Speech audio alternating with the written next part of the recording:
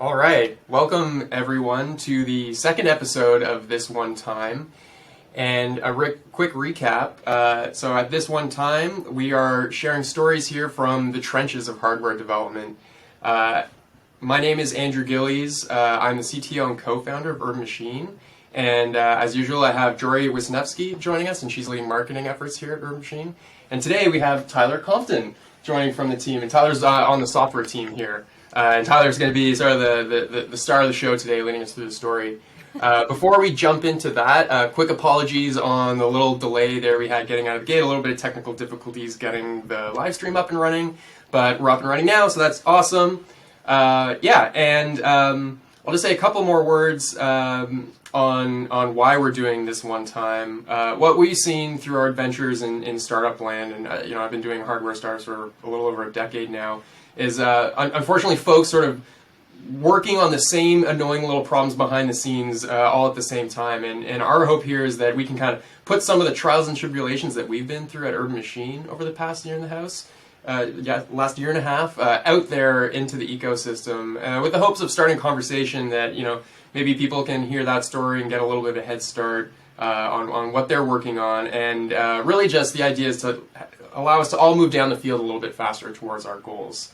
So at Urban Machine, to give a little bit of context of what we're doing, we're working on the problem of waste lumber in construction and demolition.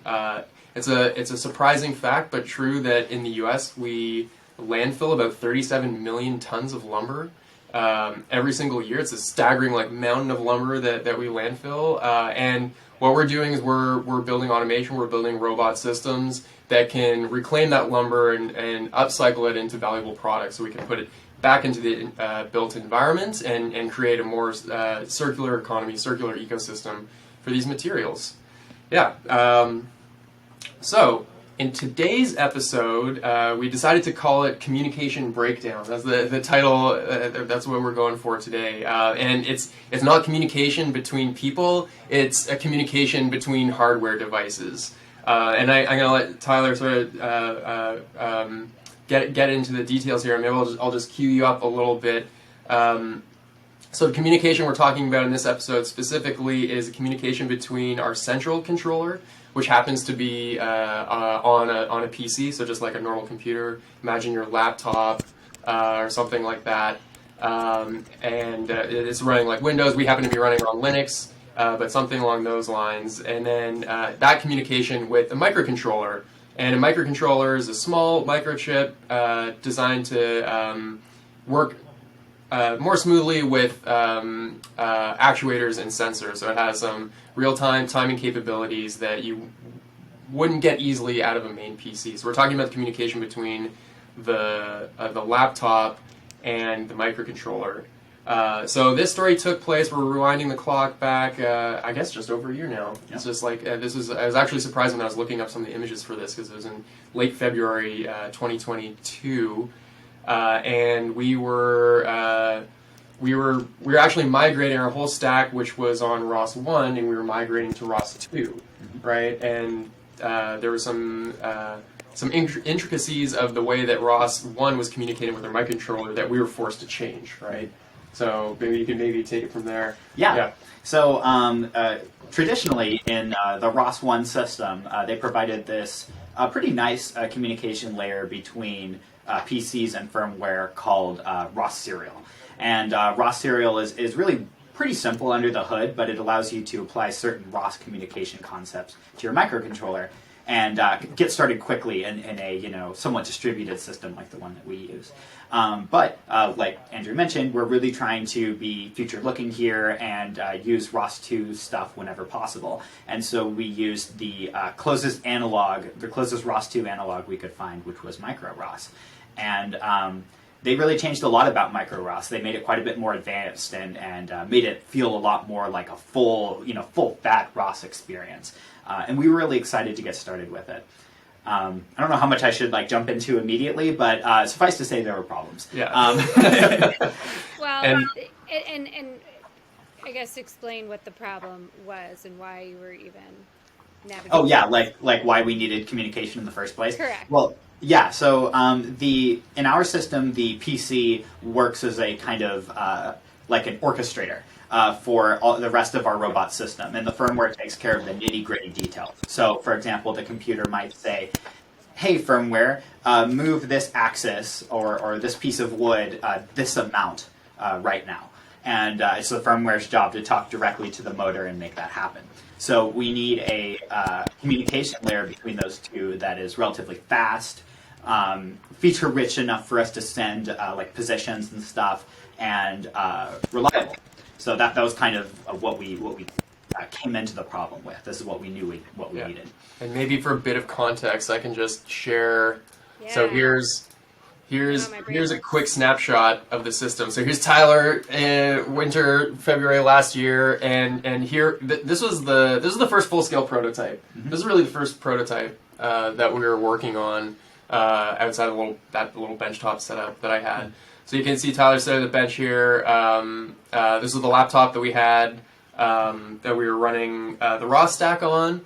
And right here is the microcontroller. So we were using a Teensy, which is like a flavor of like effectively a hobby level microcontroller, like an Arduino compatible thing. Yeah, but extremely powerful. This thing is 600 megahertz, so like pretty much the best you can get in this class, and actually better than some of the commercial PLCs that we looked at. So the computer is talking to Teensy, and then the Teensy is communicating with all of these like rectangular boxes. These are the stepper drivers. So this is taking in communication from the Teensy, and then it's powering the various stepper motors, which are the actuators in this version of the system. Yeah, and maybe let's talk a little bit about stepper motors. Not too nitty gritty, but this part is an important bit of context. The basic idea with stepper motors is that you control how fast they move and how much they move by sending pulses. So you're like constantly telling the motor, hey, move this tiny amount, and you send those commands to move a tiny amount at various speeds, usually very high speeds, especially with our application where we want to process wood as quickly as possible. So that requires a lot of the microcontroller. The microcontroller has to be on it all the time, being able to talk to these motors at a very quick rate. Yeah. So I guess we might as well jump into the problems here. Yeah. We didn't realize just how full-fat micro ROS was as a solution. And it's a very heavy solution as a result, at least compared to something like ROS serial.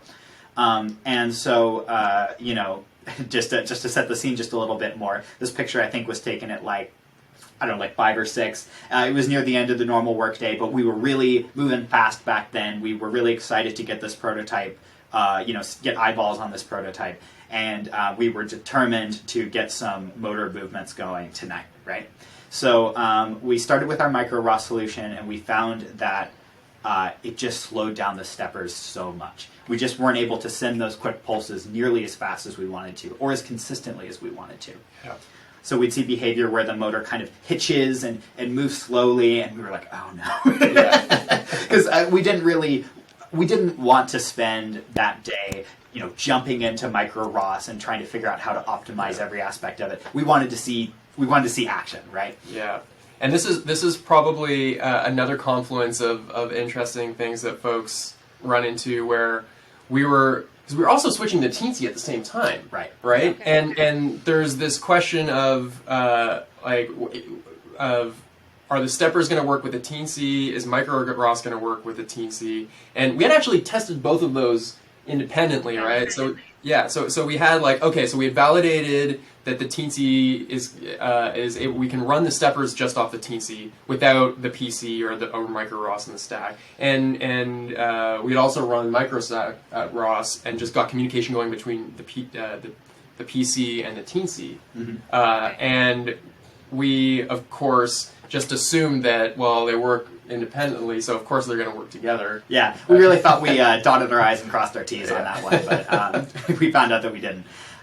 So at that point, we were also on a bit of a deadline at this time. We had a demo. Isn't that kind of, just to back up for a second, isn't Sure. it kind of like if you're sick and you take too many drugs, like you can't figure out which one works and which one doesn't, right? You kind of have to see. Yeah. All right.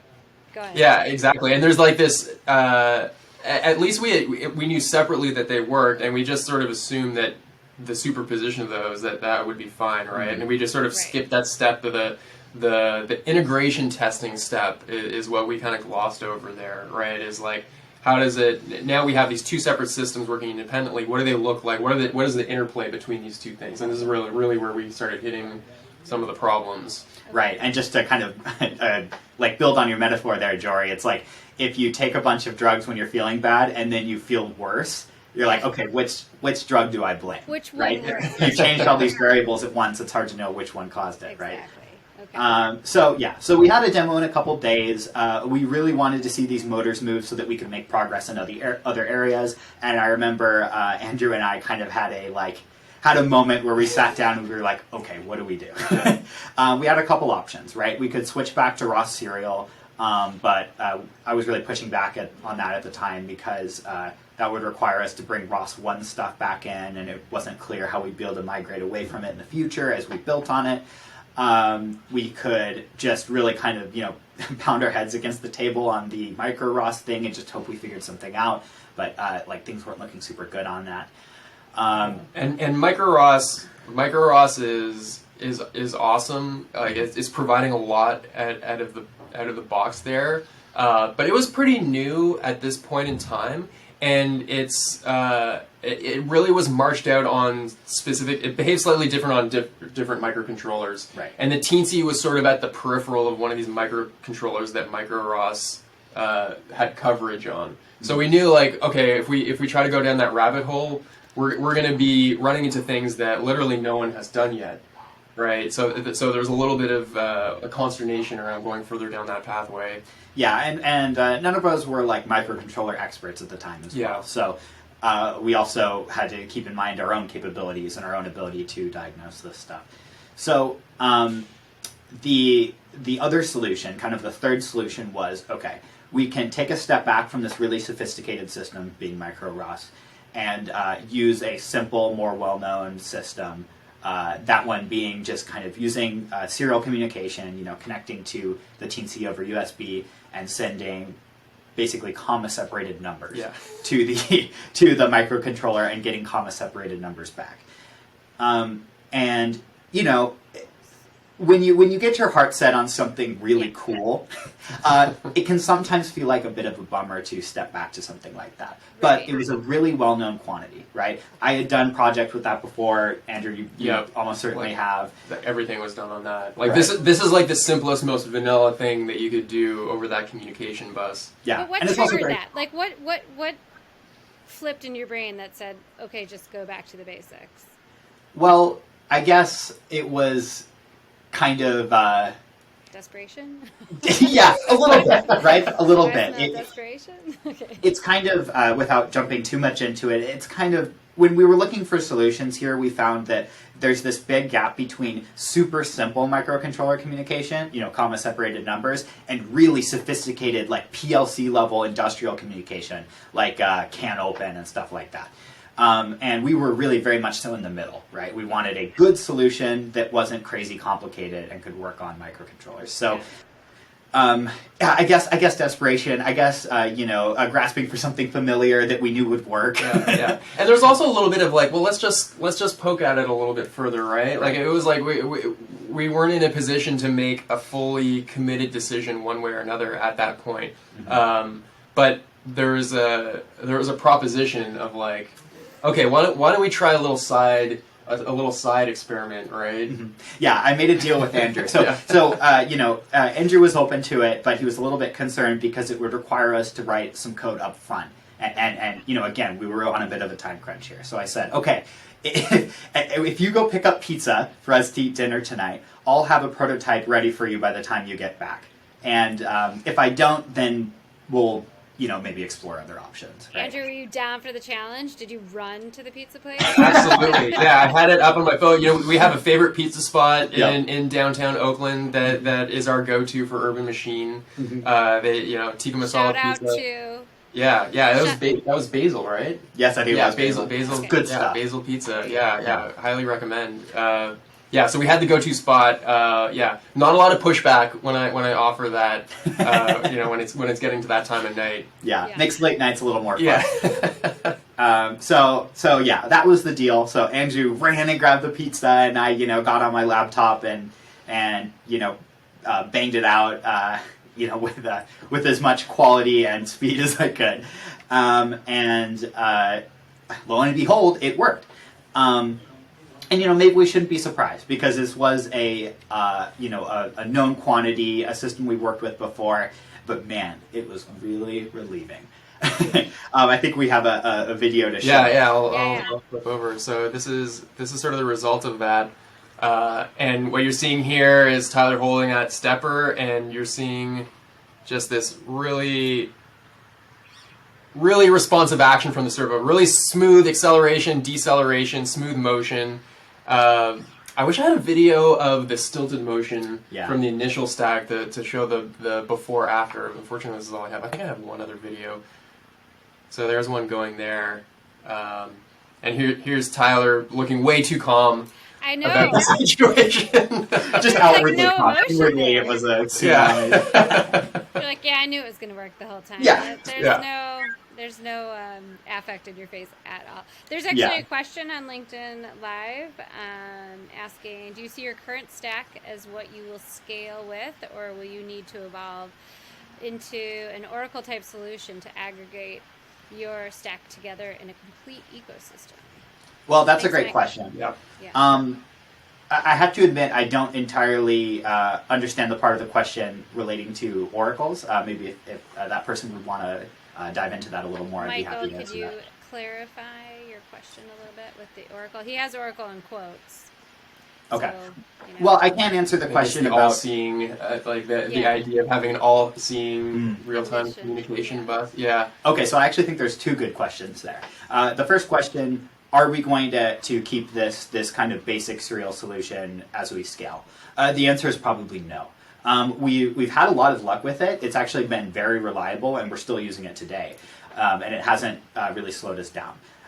So we've been happy to keep it for the time being, but when we're being forward-looking, really what we want to do is migrate to more of a PLC system.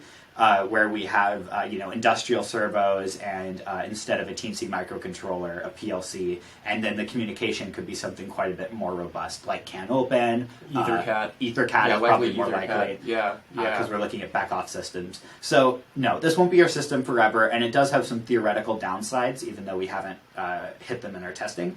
But, and I think we'll talk about this more when we kind of move to lessons learned. It's allowed us to move really fast, and that's been a really big bonus. Yeah, I think there's probably like two key sort of threads to pull on there in the response to the question. The first is when you're in these early phases and you're resource constrained trying to make these goals. You have to find simplicity in areas to make rapid progress, right? Like you just don't have the resources to plumb the depth and have like the best solution in each of these areas. So you're really always kind of fighting for like what's just good enough for right now, because you're moving really quick. Like some of these systems we're putting together in like days or a handful of weeks, right? And if you go out and you talk to folks that supply some of these components, and I did. Their supply chains are measured in like 12 to 16 months at that point in time, and it's like, okay, well, yeah, we can't wait that long for some of this stuff to come in. Like, that's not an answer.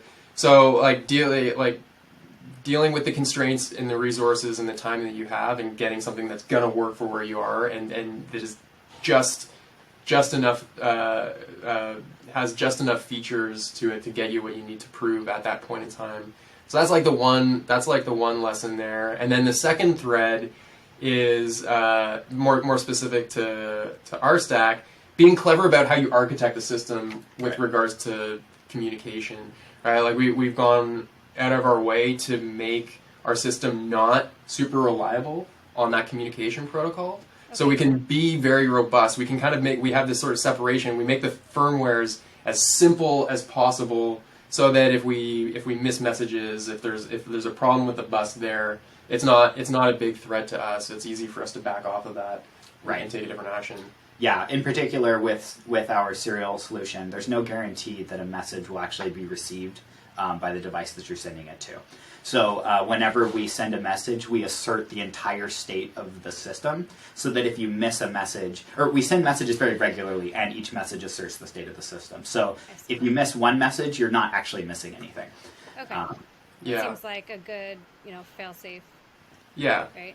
It's a state, and now you don't get the you don't get the timing that you would with a system where you're running on EtherCAT and you're running a real-time communication protocol where you could stream a trajectory in real time and expect something incredibly responsive. We're trying to coordinate multiple axes moving through time. Like, we're not going to be able to do that on our system, but we can make do without that. We can get clever about it and kind of have this retreated position and still demonstrate other parts of our other parts more core to our technology. Well, isn't that how you got where you are anyway? Just thinking outside. Yeah, the box. absolutely. Yeah, yeah. Right? Michael just clarified that he said that he was using Oracle as an analogy, and he said that when he lived in Walnut Creek, he loved basil pizza. Yes. Yeah. You know, Awesome. Michael. So you had a fan. Yeah. So regarding, I suppose then you're interested in like the idea of a single source of truth that controls the rest of the system. That we actually have now, because the PC is the arbiter of the entire system. The microcontrollers hold pretty much as little state as we can possibly get them to hold. Really, the PC does call the shots. So in the future, when we have a PLC-based system, I believe that we will keep that architecture because it's helped us quite a bit. Even with more advanced systems and better servos, we still want the ROS side to call as many of the shots as we possibly can. Fair enough. He also said that makes sense. Scaling and achieving a point where you have tech debt is a sign of growth and success as well as you fly. Yeah, well said. Well said. Yep. Yeah. We're doing the best we can. So all in all, what did you learn from this experience? This one time, what did you learn? Yeah. So I think the first thing that I learned is that when you're exploring potential solutions to a problem, it's all about finding the balance between research in advance and experimentation with hardware. You can't always experiment with hardware because it's not always around. But with the micro ROS thing, there wasn't a lot of information on the web at that time. I think it's gotten a lot better. So we weren't able to do a ton of research in advance. And then when you're doing the experimentation, you really have to think about the confluence of all parts of your system coming together, because that tends to be where the problems are, and in this case it absolutely was. If we had created a benchtop demo where we're moving steppers around and using micro ROS at the same time earlier on in the process, we would have caught this problem and been able to solve it without the time pressure that we had when we solved it a completely different way. Do you work well? Obviously you work well under pressure. Is this something you've always known about yourself, that like you had this ability to think on the fly, or? I think I've tried to avoid having to do that wherever possible. When I was in school, I was a terrible procrastinator, and so I suppose I do work well under pressure. But when it comes to professional work, I try to avoid putting myself in that situation, because I think this is true with everybody, unless you're just like, I don't know, a super genius. The more time you give yourself, the better work you're going to be able to provide. If I had more time to do this, I might have been able to harden the system in ways we've had to do later that night or the days beforehand, as opposed to having to learn about things the hard way later on. So and the other lesson, maybe this is sort of on the backside of that, but building in enough time to do testing, specifically integration testing, as you go through the process. So we have all these different Lego bricks, and just make sure there's enough time in the schedule to be testing as those Lego bricks are coming together. Mm-hmm. There's always more time needed for testing than you anticipate. Right. You do the best you can to anticipate these things, but communication is key. That's ultimately the big lesson here, and you guys are communicating well enough that I traded out my Urban Machine sweatshirt today for my South by Southwest. That's right. Yeah. Urban Machine 1, South by Southwest. Absolutely. Here we go. Yeah. There it is, right there. We got good news to report there. Woo! Yeah. It's so great. Credit goes to Jorie and our CEO, Eric, for having a great presentation. Absolutely crushing it out there in Austin, yeah. I mean, giving us something to present is fairly important, boys. Well, it's a team effort. Yeah. It's a team effort, that's right. Yeah. There's no superstar here. Yeah.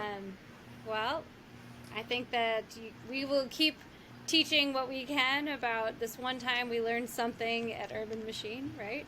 Absolutely, yeah. So we'll keep sharing stories as we go here, and we'd love to hear from other folks as well. If you have stories that are similar that you might like to get out there and help us all move towards our goals faster, we'd love to hear from you.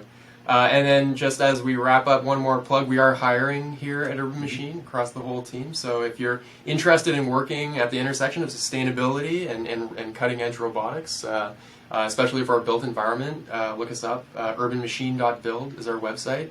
We'd love to hear from you. Yeah, and click on the careers tab and you can see what jobs we have offered right now. Yeah. All right, thanks for joining us. We'll see you again soon. Thank you. Yeah, thanks everyone. Bye-bye.